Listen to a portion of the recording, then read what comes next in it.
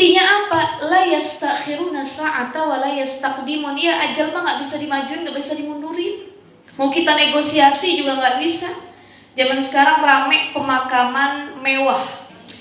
Jadi bukan berarti yang makamnya paling mahal, yang bayarannya paling wah, paling bagus penataannya, itu gak ditanya man rabbuka man nabiyuka sama malaikat, tetap nggak bisa dia nego segimanapun. Kok tetap ditanya sih ustazah, 1M loh saya bayar. Ya nggak ada negosiasi sama Tuhan dalam perkara hari akhir, alam kubur. Makanya mau kita bayar semahal apapun, ada orang sakit masuk rumah sakit, ya dia sudah koma, sudah masuk ruang ICU, keluarganya yang kaya raya datang, dokter saya punya duit banyak, deposit saya di mana-mana, bahkan si pasien ini orang yang kayanya luar biasa. Tolong dokter, permintaan dari keluarga, sembuhkan penyakit pasien ini, bagaimanapun caranya akan kami bayar semahal apapun. Kata dokter, bukan saya yang menyembuhkan, tapi Allah.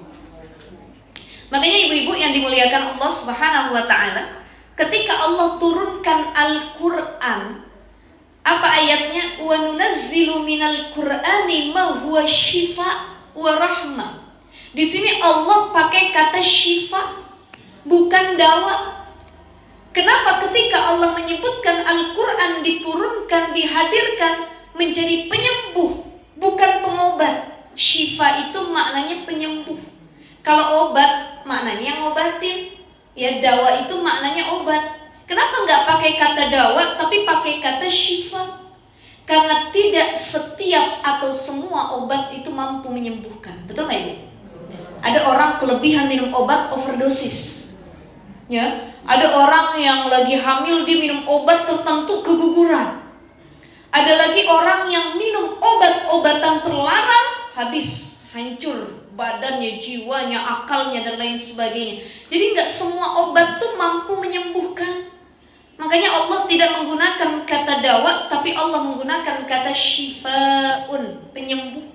Jadi kalau yang namanya penyembuh gak mesti obat, tapi penyembuh itu bisa dengan hal yang lain. Ibu sakit, demam, pusing kepala, kanan migrain, kiri migrain, kanan kiri, pusing semua kepala. Apakah obatnya adalah obat yang kita beli? Oh enggak juga ustazah, ada yang diajak ke salon sama lakinya sembuh pusingnya. Betul ya?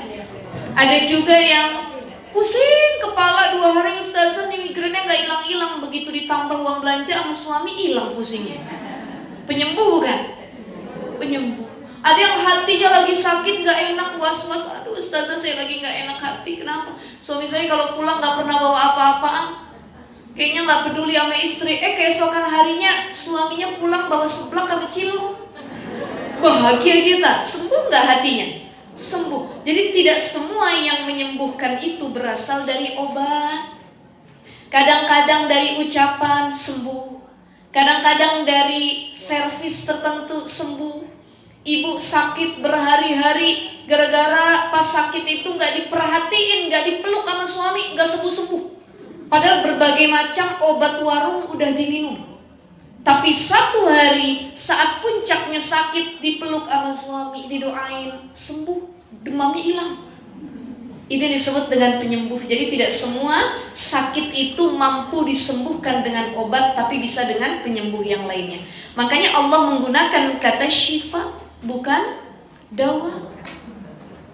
Ya, jadi itu semua yang menyembuhkan belum tentu obat, dan tidak semua obat dapat menyembuhkan.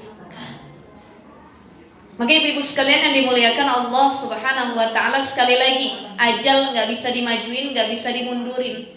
Kita manusia gak bisa negosiasi. Paling tidak negonya sama Allah dengan amal kita. Makanya penting berbenah diri. Wabtaghi fima ataka daral akhirah wala tansa nasibaka minad dunya. Ambil bagian akhirat kamu, benahi diri kamu, karena fokus kamu, tujuan hidup kamu tuh ya buat akhirat. Dunia mah sementara, singgah sementara.